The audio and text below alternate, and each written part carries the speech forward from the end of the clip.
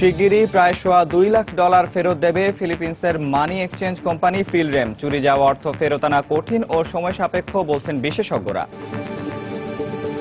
Banking খাতের বাইরে যেটা গেছে ফিলিপাইন, সেটা আদৌ ফিরে পাবেন কিনা সে সন্দেহ থাকে। রাজধানীতে আবাসিক ভবনে আগুনে দগ্ধ একজন সহ 3 জন হাসপাতালে ভর্তি। তিতাস কর্তৃপক্ষের অবহেলায় গ্যাস লাইন বিস্ফোরণ, অভিযোগ বাসিন্দাদের, লোক সংকট বলছে কর্তৃপক্ষ। মেহেরপুরে পিকনিকের বাস ও নসিমনের সংঘর্ষে 6 জন নিহত, আহত অন্তত 13। বিক্ষুব্ধ এলাকাবাসী আগুন দিয়ে পুড়িয়ে দিয়েছে বাস। মগবাজার মৌচাক ফ্লাইওভার এলাকায় ভারী সামগ্রী নিচে পড়ে প্রায় ঘটছে দুর্ঘটনা, অভিযোগ এলাকাবাসীর। অবহেলা নেই বলছে ঠিকাদারি প্রতিষ্ঠান। এবং বিএনপির সর্বোচ্চ নীতি নির্ধারণী ফোরাম সহ বিভিন্ন গুরুত্বপূর্ণ পদে আসছে বড় ধরনের রদবদল। পদ পাবে অভিজ্ঞ, ত্যাগী ও তরুণ নেতারা।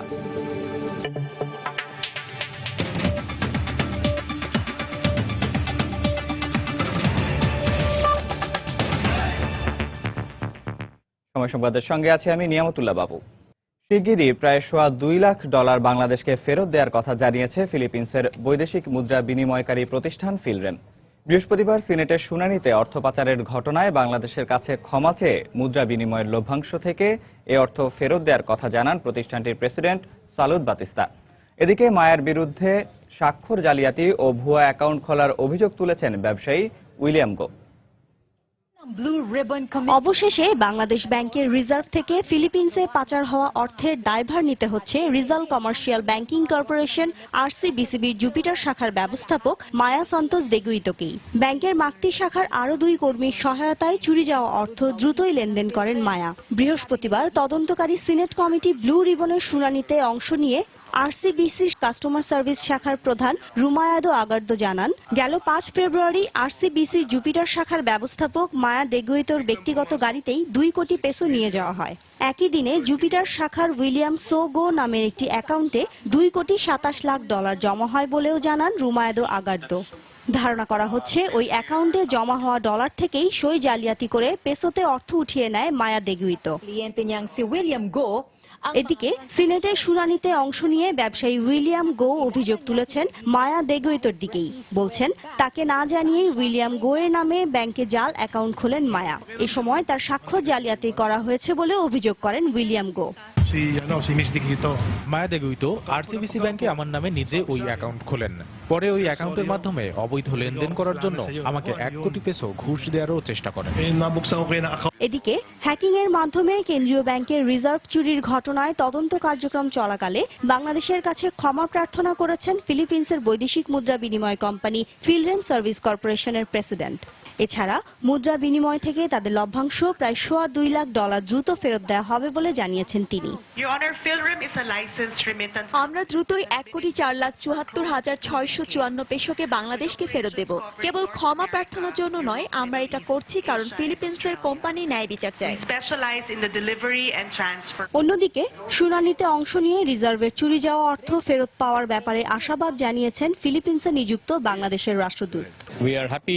সিনেট কমিটি আমাদের রিজার্ভের অর্থ চুরি বিষয়টি বেশ গুরুত্ব সহকারে নিয়েছে, এতে আমরা বেশ সন্তুষ্ট। আশা করছি খুব শিগগিরই আমাদের অর্থ ফেরত পাওয়া সম্ভব হবে। তবে বৃহস্পতিবারের শুনানিতে সিনেটের সব সদস্যের সামনে বিস্তারিত তথ্য দিতে অস্বীকৃতি জানিয়েছেন জুপিটার শাখার ব্যবস্থাপক মায়া দেগুইতো। শিরিন আক্তার, সময় সংবাদ। বাংলাদেশ ব্যাংকের চুরি যাওয়া রিজার্ভের অর্থ আইনি প্রক্রিয়ার মাধ্যমে ফেরত আনা কঠিন ও সময় সাপেক্ষ। এক্ষেত্রে মুদ্রা পাচার বন্ধে বাংলাদেশ ও ফিলিপিন্সের সমঝোতা চুক্তির পাশাপাশি এখন বড় ভরসা বিশ্বব্যাংকের স্টোলেন অ্যাসেট রিকভারি প্রোগ্রাম। এমন পর্যালোচনা তুলে ধরে বিশ্লেষকরা বলছেন, চুরি যাওয়া টাকা উদ্ধারে ফিলিপিন্স সিনেটে চলমান বিচার প্রক্রিয়া গুরুত্বপূর্ণ ভূমিকা রাখতে পারে। যদিও হ্যাকাররা যে দেশের নাগরিকই হোক, বাংলাদেশের প্রচলিত আইনে তাদের বিচার করা সম্ভব বলে মনে করছেন তারা। জুবাইর ফয়সালের রিপোর্ট। বাংলাদেশ ব্যাংকের রিজার্ভের অর্থ কোনো দেশে বিনিয়োগ বা সংরক্ষণের পুরো বিষয়টি নিয়ন্ত্রিত হয় সুইফট কোডের মাধ্যমে। বিশ্বব্যাপী সুরক্ষিত বিবেচিত যে নেটওয়ার্কের জাল ছিন্ন করেই বিপুল পরিমাণ অর্থ সরিয়ে নিয়েছে হ্যাকাররা। আন্তর্জাতিক আইন বলছে এসব ক্ষেত্রে বিশ্বব্যাংকের স্টোলেন অ্যাসেটস রিকভারি প্রোগ্রামই সমাধান। কিন্তু মানি লন্ডারিং প্রতিরোধ আইন 2012-র 14 ধারার এক উপধারা বলছে, বেহাত হওয়া অর্থ বা সম্পত্তি ক্রোক কিংবা অবরুদ্ধের আদেশ দিতে পারবে বাংলাদেশ। এর মধ্যে 2 ডেপুটি সহ গভর্নরের বিদায়, নতুন গভর্নর নিয়োগ, থানায় মামলা দায়ের, ঘটনা তদন্তে সিআইডির অন্তর্ভুক্তি সহ সম্ভাব্য অনেক কিছুই করা হয়েছে একদিনে। কিন্তু প্রশ্ন হলো, বেহাত হওয়া টাকা আবার ফিরবে তো বাংলাদেশ ব্যাংকের অ্যাকাউন্টে? টাকা পাওয়ার প্রক্রিয়াটা আমার মনে হয় এত সহজ না। সিনেট ইনকোয়ারি করছে, সিনেট মনে করছে আরসিবিসি ব্যাংকটাই ছিল কন্ডিউট যার মাধ্যমে টাকাটা নিয়ে নেওয়া হয়েছিল। আইনের ক্ষেত্রে বলা আছে যদি আপনার ঘটনাটা কিছু অংশ অন্য দেশেও সংঘটিত হয়, কিন্তু যদি এখানকার রোল ওভার কোনো ইম্প্যাক্ট থাকে তাহলে ধরা হবে যে ঘটনাটা এখানে সংঘটিত হয়েছে। বিশেষজ্ঞরা বলছেন, প্রচলিত ফিলিপিনো আইন কাঠামোতে অবৈধ অর্থ আবাসন, ক্যাসিনো আর শিল্পকলায় বিনিয়োগে কোনো বাধা নেই, আর এ সুযোগটি নিয়েছে হ্যাকাররা। তাই ব্যাংকিং চ্যানেলের বাইরে চলে যাওয়া অর্থ ফিরিয়ে আনা অনেকটাই অসম্ভব। ব্যাংকিং খাতের বাইরে যেটা গেছে ফিলিপাইন, সেটা আদৌ ফিরে পাবেন কিনা সে সন্দেহ থাকে। অ্যান্টি কারাপশন কনভেনশনের অধীনে একটা টাস্ক ফোর্স প্রতিটা দেশে তৈরি করা হয় এবং ওই কারাপশনের কনভেনশনের অধীনে যারা যারা সদস্য রাষ্ট্র আছে প্রত্যেকেই তাদের যদি এরকম কোনো ধরনের ঘটনা ঘটে তাহলে একে অপরকে সহযোগিতা করবে, এরকম একটা বাধ্যবাধকতা আছে। তারা বলছেন, সিঙ্গাপুরে পাচার হওয়া বিএনপি নেত্রী খালেদা জিয়ার কনিষ্ঠ পুত্র কোকোর টাকা দেশে আনতে প্রচলিত আইনের মাধ্যমেই ব্যবস্থা গ্রহণ করা হয়েছিল। এবারও তার ব্যতিক্রম হবে না। দীর্ঘ সময় লাগলেও তাতে সফলতা আসবে বলেই বিশ্বাস তাদের। কোকোর টাকা যে পদ্ধতিতে রিকভার করা হয়েছে, এই টাকাটাও একই পদ্ধতিতে রিকভার করা হবে। জুবার ফয়সাল, সময় সংবাদ, ঢাকা।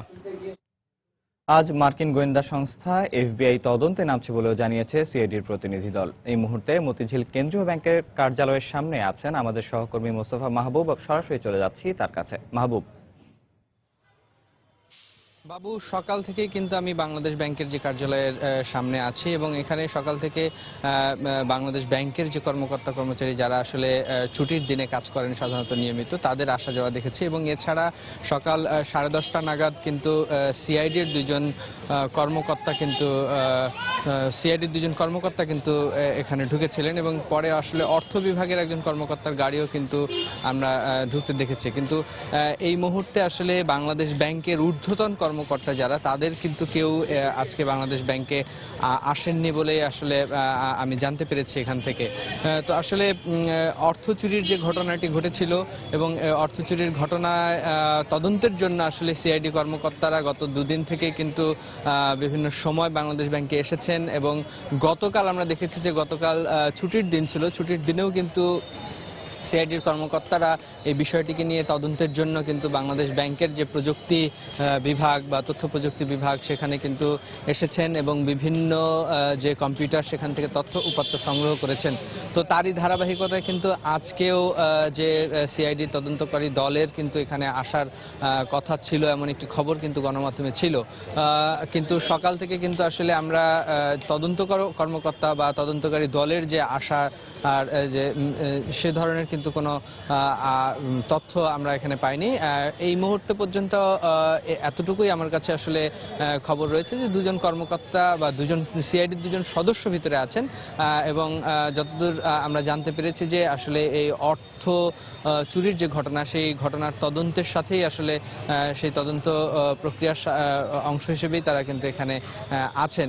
তো এই ছিল এখন পর্যন্ত আসলে আমার কাছে বাংলাদেশ ব্যাংকের যে অর্থ চুরির ঘটনার যে তদন্ত প্রক্রিয়া বা তদন্ত কর্মকাণ্ডের যে অগ্রগতি এই বাংলাদেশ ব্যাংক থেকে ছিল, এই ছিল আমার কাছে আসলে সর্বশেষ তথ্য।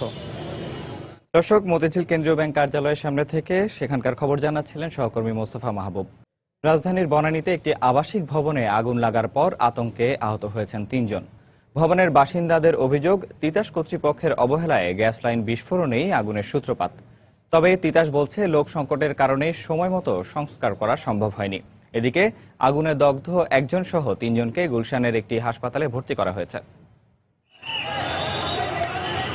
বৃহস্পতিবার রাত আনুমানিক 2:45 বনানী 23 নম্বর সড়কের এই ভবনের বাসিন্দারা প্রায় সবাই ঘুমিয়ে পড়েছিলেন। হঠাৎ বিকট শব্দে ঘুম ভেঙে গেলে দেখতে পান ঘরে ছড়িয়ে ছিটিয়ে আছে দরজা জানলার টুকরো টুকরো কাঁচ।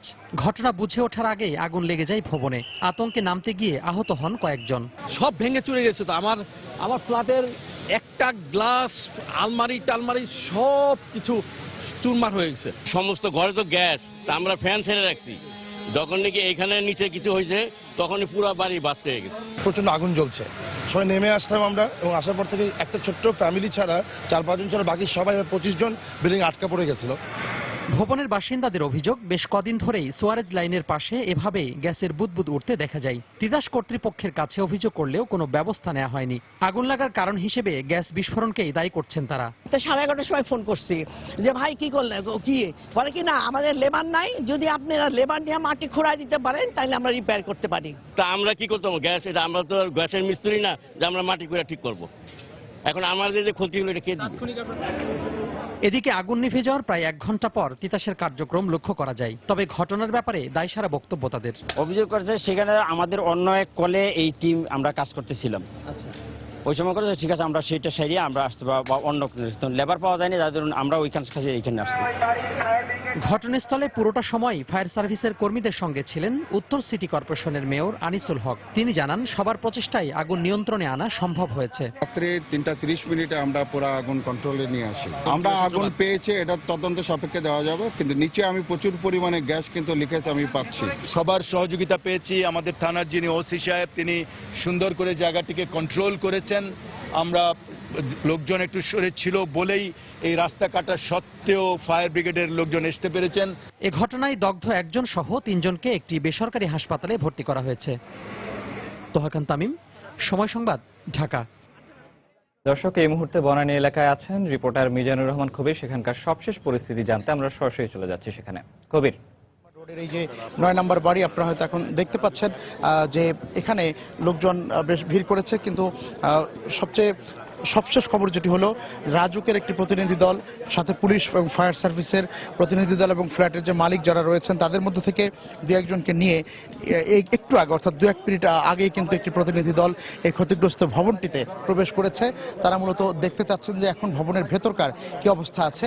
আপনাদের একটু আগের ঘটনা যদি জানাই, যে গত মধ্যরাতে যখন এই দুর্ঘটনা হয়, অর্থাৎ ঢাকা ওয়াসা এবং সিটি কর্পোরেশনের কাজ যেখানে চলছিল বনানী এই গোটা এলাকা জুড়েই, সেখানে 23 নম্বর রোডের এই 9 নম্বর বাড়িটিতে ব্যাপক বিস্ফোরণ ঘটে এবং 3 জন অগ্নিদগ্ধ হন। এবং বাকি যে সদস্য রয়েছেন, মোট 20টি ফ্ল্যাটের সদস্য, তারা কিন্তু বাইরে অবস্থান গ্রহণ করেন। তো বেশ কয়েক ঘন্টা বাইরে অবস্থান গ্রহণের পর এখন তারা একটু আশান্বিত হয়েছেন যে ফ্ল্যাটে হয়তো প্রবেশ করতে পারবেন। তবে সেটি নির্ভর করছে কিন্তু তদন্ত প্রতিবেদন যেটি আসে, একটি প্রতিনিধি দল যেখানে ভেতরে প্রবেশ করেছে। আমরা দেখেছি যে সকাল থেকেই কিন্তু এখানে তারা অপেক্ষা করেছিলেন যে কখন আসলে বাড়ির ভেতরে ঢোকা যায়। তো তারা পুলিশকে যখন জিজ্ঞেস করেছিলেন, পুলিশ বলেছিল যে রাজুক অথবা ফায়ার সার্ভিস থেকে ক্লিয়ারেন্স বা অনুমোদন না দিলে কিন্তু ভবনের ভেতরে তারা কিন্তু প্রবেশ করতে পারবে না, এবং সে কারণেই তাদের বিলম্ব হয়েছে। একটু আগে আমরা রাজুকের একজন অথরাইজড অফিসার মোহাম্মদ আদিলুজ্জামান তার নেতৃত্বে এবং বনানী থানার যে ভারপ্রাপ্ত কর্মকর্তা এবং ফায়ার সার্ভিসের আরও 2 জন কর্মকর্তা, মোট 6-7 সদস্যের একটি প্রতিনিধি দল কিন্তু ভবনের ভেতরে প্রবেশ করে এবং তারা পরিস্থিতি দেখে তারপরে রিপোর্ট প্রদান করবেন যে এখানে আসলে ভবনের ভেতরে ঢোকার মতো অবস্থা রয়েছে কিনা। তবে ভবনের ভেতরের চেয়ে বাইরের দিক থেকে যেটুকু দেখা যাচ্ছে, আমরা সকাল থেকে এসে যেটুকু দেখেছি বা এখন যেটুকু দেখছি, যে বেশ বিধ্বস্ত অবস্থা এবং আগুন লাগার ফলে যে এর বাড়ির যে ক্ষতি হয়েছে সেটি বেশ বোঝাই যায়। এবং বিস্ফোরণের ফলে আরও বেশি ক্ষতিগ্রস্ত হয়েছে, বেশ কয়েক জায়গায় ভাঙনের সৃষ্টি হয়েছে। এবং আপনারা জানেন যে 20টি ফ্ল্যাটের বাসিন্দারা এখানে ছিলেন, তারা সবাই কিন্তু বাইরে অবস্থান গ্রহণ করছেন। এবং আমরা একটু দেখানোর চেষ্টা করছি আপনাদের যে মোট 2টি অংশে কিন্তু একই হোল্ডিং নাম্বারে 2টি অংশে দক্ষিণ দিকের অংশটি, সেটি বাম দিকের অংশ যেটি, এটি সবচেয়ে বেশি ক্ষতিগ্রস্ত হয়েছে। এই ক্ষতিগ্রস্ত অংশ মূলত 5তলা বাড়ি, 5তলার পুরোটি বলা যায়, অর্থাৎ যে গ্যারেজ রয়েছে, গ্যারেজ ছাড়া বাকি যে 4তলা ভবন রয়েছে সবগুলো কিন্তু অনেকটাই ক্ষতিগ্রস্ত হয়েছে। বিশেষ করে সামনের অংশ সেটি সবচেয়ে বেশি ক্ষতিগ্রস্ত হয়েছে। বাড়ির মালিক যারা রয়েছেন, ফ্ল্যাট মালিক যারা রয়েছেন, তারা বলছিলেন যে গত 16 তারিখ রাতেই তারা তিতাস কর্তৃপক্ষকে বলেছিলেন, কিন্তু তিতাস তাদের কথায় কোনো কর্ণপাত করেনি এবং তিতাস থেকে এই খবরটি জানানোর পরেও তিতাসকে তারা কিন্তু এখানে কোনো প্রতিরোধমূলক ব্যবস্থা নেয়নি বলেই এই দুর্ঘটনা ঘটেছে, তারা এমনটাই দাবি করছেন। আর যারা আহত রয়েছেন তাদের মধ্যে একজনের কথা আমি জানতে পেরেছি, তার শরীরের 25 ভাগের মতো পুড়ে গেছে, তাকে ইউনাইটেড হাসপাতালে রাখা হয়েছে। তো বাবু, এই ছিল আমার কাছে আপাতত বনানীর এই ক্ষতিগ্রস্ত বাড়ি থেকে সবশেষ খবর। দর্শক, বনানী থেকে সেখানকার খবর জানাচ্ছিলেন আমাদের রিপোর্টার মিজানুর রহমান কবির। সংবাদে আরো থাকছে, রাজশাহীতে মানসিক প্রতিবন্ধী কিশোরী ধর্ষণ মামলায় 10 দিনেও কাউকে গ্রেফতার করতে পারেনি পুলিশ। সুষ্ঠু বিচার নিয়ে শঙ্কা, গ্রেফতারের চেষ্টা চলছে দাবি পুলিশের।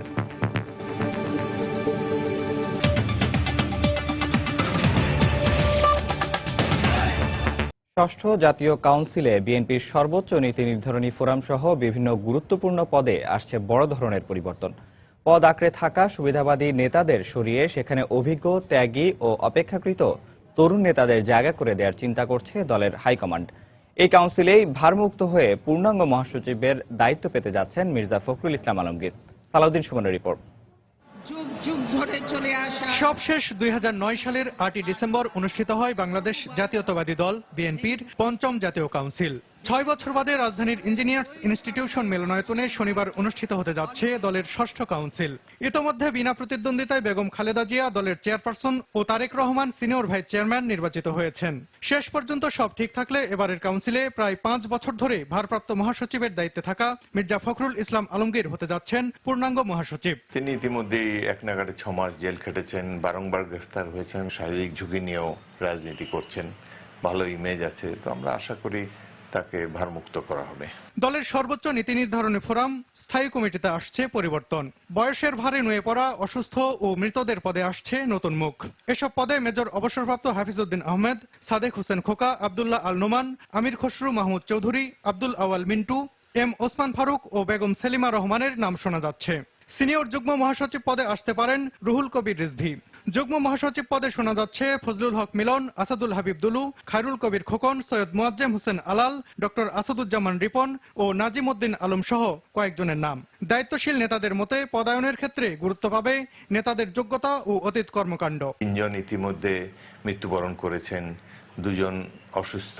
তো এভাবে তো নতুন মুখ আসা স্বাভাবিক। কারা আসবে সেটি কাউন্সিলররা এবং আমাদের নেত্রী নির্ধারণ করে দিবেন। বিএনপিকে অবশ্যই তার লক্ষ্যে পৌঁছানোর জন্য একটি বেগবান কমিটি হবে এবং যারা নেতৃত্ব দেবেন তারা সব পরীক্ষিত নেতাকর্মী হবেন। ভাইস চেয়ারম্যান পদে দেখা যেতে পারে মোহাম্মদ শাহজাহান, মিজানুর রহমান মিনু, ব্যারিস্টার শাহজাহান ওমর, অধ্যাপক M A Mannan, Ruhul Alam Chowdhury, Zainul Abdin Faruk, Abdus Salam, Amanullah Aman, Barkatullah blue, নূরে আরা সাফা ও গাজী মাজহারুল আনোয়ার সহ কয়েকজনকে। দলে যারা বয়োজ্যেষ্ঠ আছেন, যাদের দীর্ঘদিন দলের বিভিন্ন নেতাদের সম্বন্ধে জ্ঞান আছে, তাদের কাছ থেকে প্রয়োজনে পরামর্শ নেবেন। উপদেষ্টা পরিষদে থাকতে পারেন অধ্যাপক এমাজউদ্দিন আহমেদ ও ডাক্তার জাফরুল্লাহ। কাউন্সিলে প্রভাবশালী অথচ বিতর্কিত কয়েকজন নেতা সাইড বেঞ্চে চলে যেতে পারেন বলেও আভাস দিলেন দায়িত্বশীল এই নেতা। সালাউদ্দিন সুমন, সময় সংবাদ, ঢাকা। মগবাজার মৌচাক ফ্লাইওভার এলাকায় মাথায় রড পড়ে শ্রমিকের মৃত্যুর পর নতুন করে প্রশ্ন উঠেছে প্রকল্প এলাকার নিরাপত্তা নিয়ে। এলাকাবাসীর অভিযোগ, এর আগেও কয়েকবার ছোটখাটো দুর্ঘটনা ঘটলেও তাকে গুরুত্ব দেয়নি নির্মাণ সংশ্লিষ্টরা। তবে নির্মাণ কাজের ঠিকাদারি প্রতিষ্ঠান বলছে শ্রমিক ও জননিরাপত্তায় তাদের কোনো অবহেলা নেই। শ্রমিক মৃত্যুর ঘটনাকে তারা দুর্ঘটনা বললেও বিশেষজ্ঞরা বলছেন অবহেলা বা দুর্ঘটনা যাই হোক, এ ধরনের ঘটনা আইন সংশোধন করে যথাযথ ব্যবস্থা নেওয়ার সুযোগ তৈরি করতে হবে। তাফসির বাবুর রিপোর্ট। শুরু থেকেই যান চলাচল ও নির্মাণ কাজ দুটোই সমানতালে চলেছে মগবাজার মৌচাক প্রকল্প এলাকায়। এক্ষেত্রে নাগরিক নিরাপত্তায় নানামুখী ব্যবস্থা নেওয়া হলেও প্রায়ই ঘটেছে দুর্ঘটনা। বুধবার ফ্লাইওভারের ইস্কাটন অংশে সেগমেন্ট থেকে খসে ভারী একটি রড মাথায় পড়লে মারা যান ইমন নামে এক শ্রমিক। এলাকাবাসীর অভিযোগ, হরহামেশাই এরকম ভারী সামগ্রী নিচে পড়লেও নির্মাণ সংশ্লিষ্টরা গুরুত্বই দেননি। ওরা রাস্তাঘাট ব্লক করে যে কাজটা করবে সেই কাজটা ওরা করে না। রাস্তার ক্লিপগুলো দেখতেছেন, এগুলা দড়ি দিয়ে বেঁধে বেঁধে যে ফালা যাবে, এটা ফালে না, সরাসরি ওখান থেকে ফালায় দেয়। মাঝখানে একটা এই খপ আছে না, খপ দিয়া একটা রড পড়ছে এত বড়। বললাম কি কেমনে কাম করো, কোনো কি আর করে না ওরা। তবে ফ্লাইওভারের ইস্কাটন থেকে মৌচাক অংশের নির্মাণ কাজ পাওয়া ঠিকাদারি প্রতিষ্ঠান বলছে কাজ চলাকালীন সময়ে যথেষ্ট নিরাপত্তা নিয়েছিলেন তারা। এখানে ফুল প্রোটেকশন দেওয়া ছিল, সবকিছু ভেদ করে সে উল্টা পাশ থেকে হঠাৎ করে কাজের মাঝখানে চলে আসছে এবং হাত ফসকে একটা রড পড়ে গেছে, তার জন্য অ্যাক্সিডেন্ট হয়েছে। Helmet, safety belt, safety jacket, boot সবারই দেওয়া আছে। আমি আজকে বলছি যে হেলমেট ছাড়া আমি কারো কাজ করতে দেবো না, তাতে কাজ বন্ধ থাকে থাকো। তবে নগর পরিকল্পনাবিদ ও বিশেষজ্ঞরা বলছেন নিরাপত্তা জোরদারের সঙ্গে সঙ্গে এ ধরনের ঘটনায় আইনি প্রতিকারের সুযোগ রাখতে শ্রম আইন সংশোধনের উদ্যোগ নিতে হবে সরকারকে। গত 7 বছরে অ্যারাউন্ড 800-র মতো ডেথ রেকর্ড আমার কাছে আছে। এছাড়াও অনেক অ্যাক্সিডেন্ট আছে যাতে মানুষ পঙ্গু হয়ে যাচ্ছে চিরজীবনের জন্য। এগুলো ওই যেখানে হয় সেখানেই বিভিন্ন উপায়ে এটাকে ধামাচাপা দিয়ে দেওয়া হয়। সময় হচ্ছে সরকারের সুনির্দিষ্ট কাঠামো তৈরি করা, যেখান থেকে নিশ্চিত করা যাবে কোনটি অবহেলাজনিত হত্যাকাণ্ড এবং কোনটি দৈব দুর্ঘটনা। আইন না থাকলে তৈরি করে হলেও এই বিষয়ে শৃঙ্খলা ফিরিয়ে আনতে হবে। এদিকে নিহত শ্রমিকের পরিবারকে ক্ষতিপূরণ দেয়া হবে বলে জানিয়েছে প্রকল্পের ঠিকাদারি প্রতিষ্ঠান। তাফসির বাবু, সময় সংবাদ, ঢাকা। সময় সংবাদে আরো থাকছে, ভারতের ধর্মশালায় আজ টি-20 বিশ্ব আসরে নিজেদের মিশন শুরু করতে যাচ্ছে অস্ট্রেলিয়া, প্রতিপক্ষ নিউজিল্যান্ড।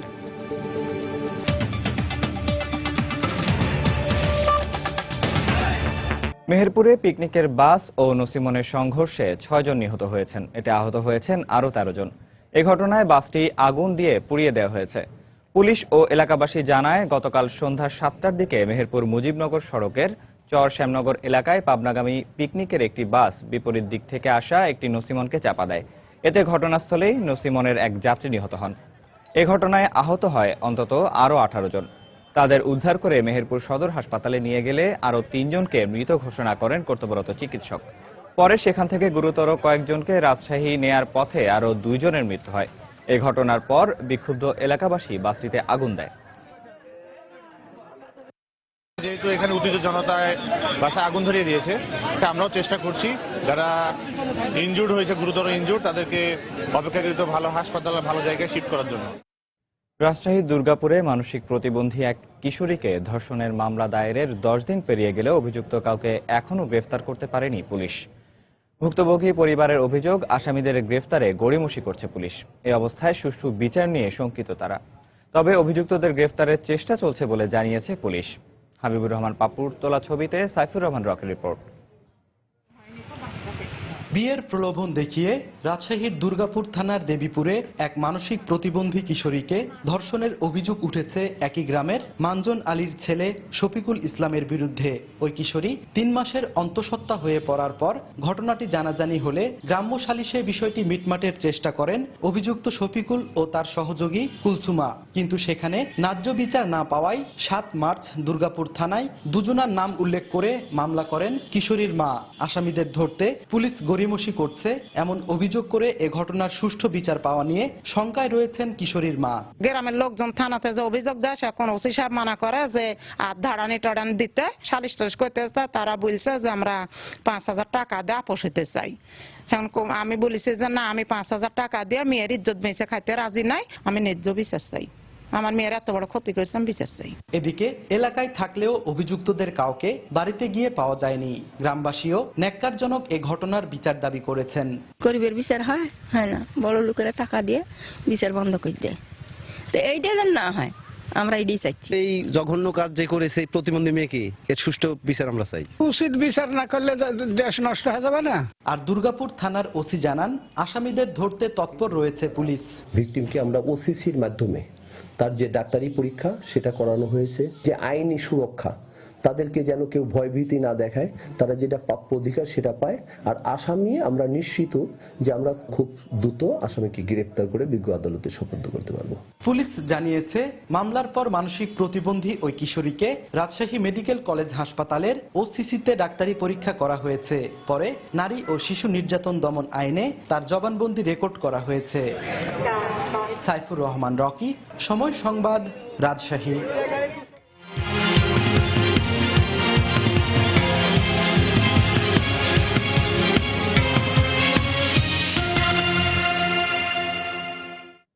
মুন্সিগঞ্জের সিরাজদি খান উপজেলায় 14টির মধ্যে 10টি ইউনিয়ন পরিষদের নির্বাচন অনুষ্ঠিত হবে 22 মার্চ। এরই মধ্যে সেসব এলাকায় বইছে নির্বাচনী হাওয়া। দর্শক, এই মুহূর্তে মুন্সিগঞ্জে আছেন আমাদের রিপোর্টার তানিন মেহেদি। আমরা সরাসরি চলে যাচ্ছি তার কাছে। তানিন,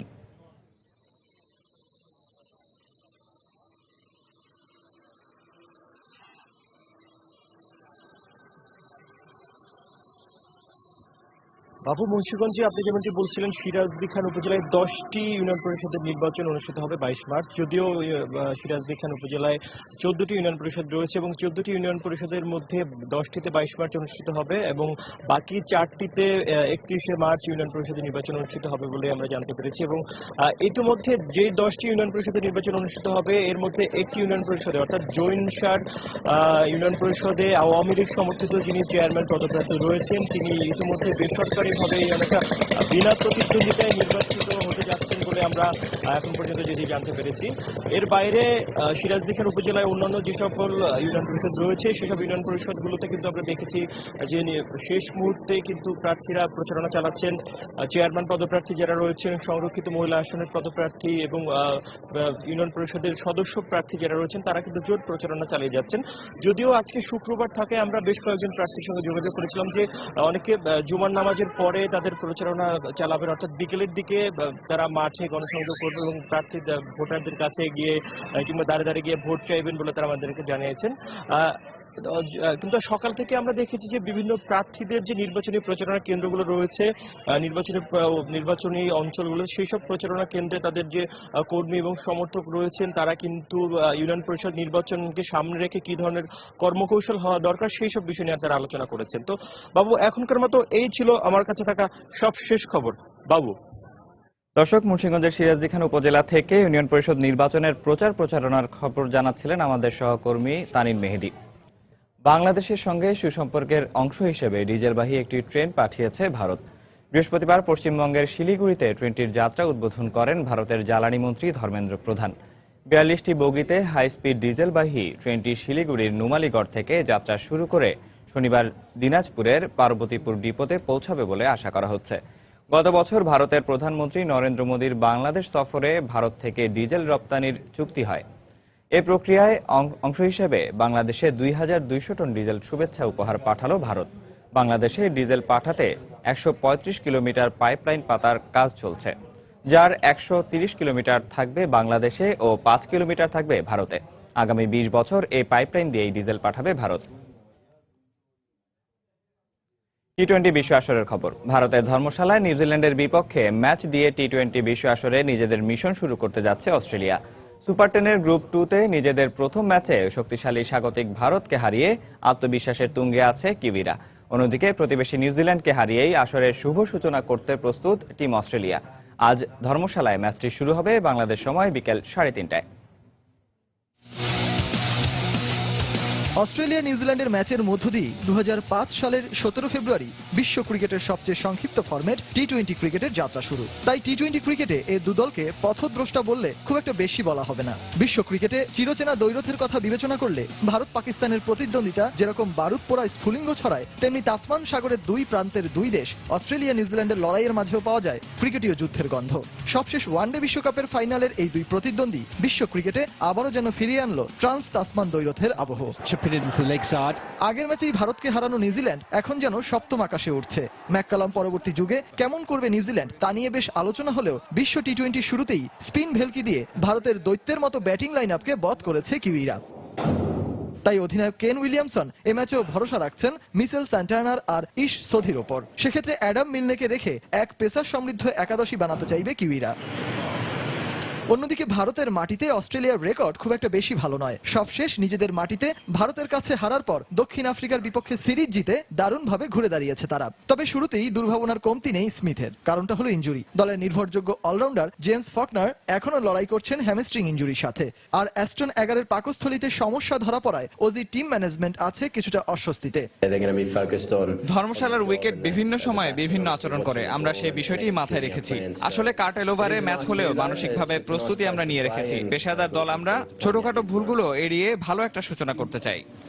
প্রায় 6 বছর পর টি-20তে মুখোমুখি হতে যাচ্ছে এই দুদল। আগের 5 বারের দেখায় অজিদের বিপক্ষে একবারও জিততে পারেনি কিউইরা। তবে সবকিছু ছাপিয়ে ম্যাচের নায়ক হতে পারে বৃষ্টিও, কারণ পাহাড়ে ঘেরা ধর্মশালায় ম্যাচের আগের দিন বৃষ্টি তো হয়েছেই, পাশাপাশি হবার সম্ভাবনা রয়েছে ম্যাচের দিনও। সজল মিত্র, রিচার্ড, সময় সংবাদ। এ পর্যায়ে শীর্ষ সংবাদ জানিয়ে দিচ্ছি আরেকবার।